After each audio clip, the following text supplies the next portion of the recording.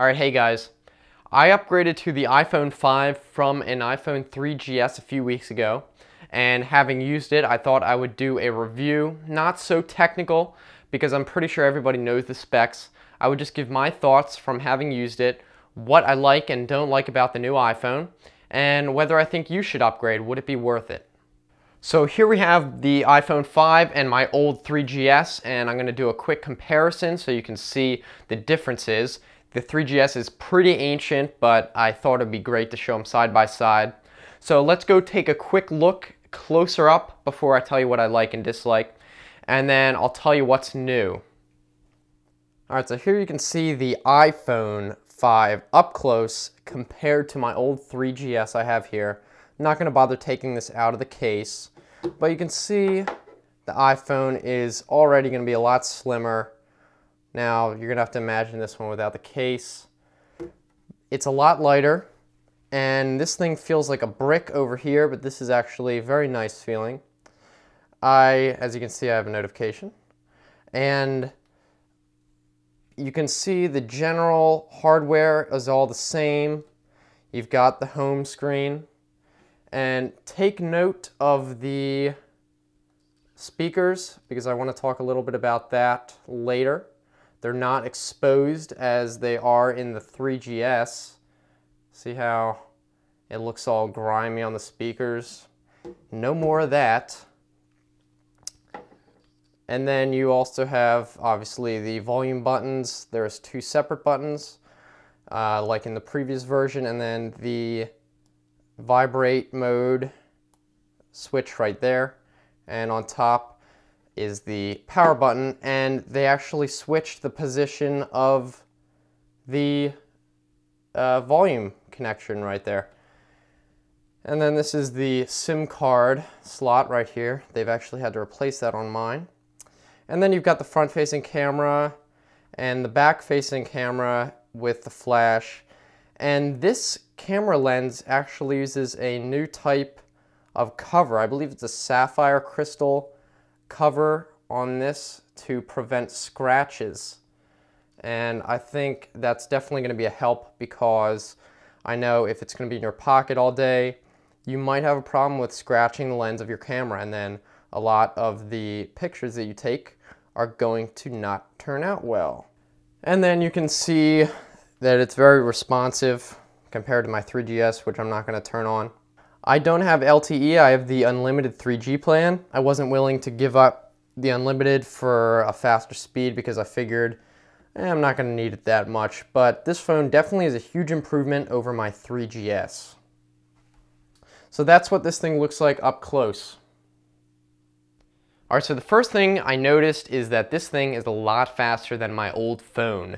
It is extremely responsive, and obviously it should be a lot faster than my old phone because that thing was ancient. Now also, you'll notice that the screen is taller.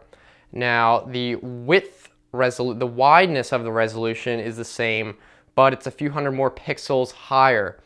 I was worried that this would be too tall, that maybe they were making it harder to reach my thumb across the top to bottom of the screen, but it actually works really well. It's not too big.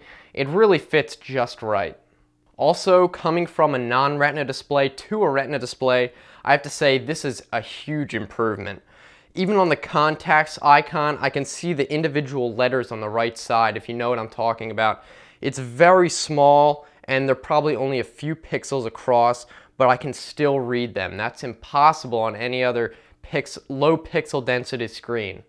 Also, the battery life on this thing is pretty good. It's not much improved from the previous versions, but I have noticed a slight improvement, at least from the 3GS. And on standby, it performs very well. I kept it overnight without being plugged in, and I think it only went down maybe 1%. Alright, so now let's go over a few more specific things that I do like about the phone, and then I'll go over the things I don't like. I do like how they added I think it's sapphire crystal lens cover for the camera, which means that it's going to be way more resistant to scratching. That's a huge plus because obviously this is going to be in your pocket for a while, and this way you won't have to worry about scratches on the lens for the camera. Another big difference that I like is the connector. A lot of people have been complaining about the connector, but I think it's a long overdue improvement. It's smaller and you can plug it in both ways. I know all of us have had the problem where you plug a USB plug into the port and it's the wrong way. So that you won't have to worry about that at all in this connector, and so I think that's a huge improvement. Another thing I like is the speakers, the way the speakers are. You saw in the close-up, they are not exposed. They have holes drilled out in the metal of the case, and the speaker is not just covered with a flimsy mesh that can collect dust and crap like that. This looks a lot more durable, a lot more clean, and I like it a lot. Alright, so now let's move on to the things that I don't necessarily dislike, but I think they could have improved. The first thing is I don't understand why they moved the headphone connector from the top to the bottom. I thought it was fine up top. I don't really care, but I don't know why they did that. Maybe there was some sort of design issue. I think they could have kept it where it was at the top. Also, I think they should have improved the camera on the back at least a little bit. It's the same camera.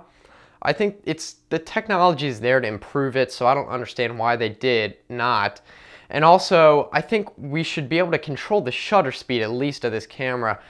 There have been lots of times where you're taking a picture and it comes out all blurry. Even if you're trying to hold it very steady, it still comes out blurry. So why can we not control the shutter speed? Maybe it's the type of camera that they're using. I don't know. I'm not that knowledgeable about the hardware that goes into this, but I would love to see some sort of shutter speed option that can go into this phone in future versions. Another thing, I think they should have made the connection adapter a little bit cheaper. Right now it's about $30, which is a little bit ridiculous.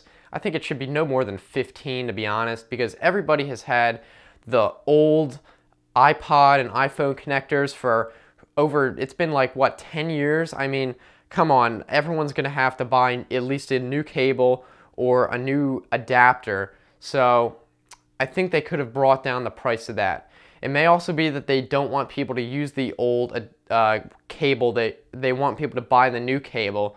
So maybe they're making it less worthy to buy the adapter. Either way, I don't think it's a big deal, but they could have brought down the price. So all the basics are still there. You got the home button, you have all the same number of buttons. So there's not really that many improvements in terms of button technology, and obviously the case is slimmer and this is a bit lighter, so that's all good, but that's stuff you come to expect, so I'm not gonna really say that's a huge improvement. So is it worth an upgrade? For me, it definitely was. I didn't even realize how slow my old phone was until I got this one, and this is way better. I think if you have a 3GS, this is definitely worth an upgrade. If you have a 4, probably worth an upgrade. If you have a 4S, I think I would wait. But it really comes down to you. If you think your phone is just getting too unresponsive or slow for your tastes, then by all means, just upgrade. Alright, so the price of the iPhone 5 is between $200 and $400 depending on the size of the memory inside, and that's with a contract at AT&T. I think the phone might be something like $800 if you buy it without a contract. Alright, so I hope you enjoyed this video. Be sure to subscribe because I'm going to be doing a lot more tech reviews in the future. And be sure to like the video as well and leave a comment whether you got an iPhone or not, whether you enjoy it. And most importantly, thanks for watching.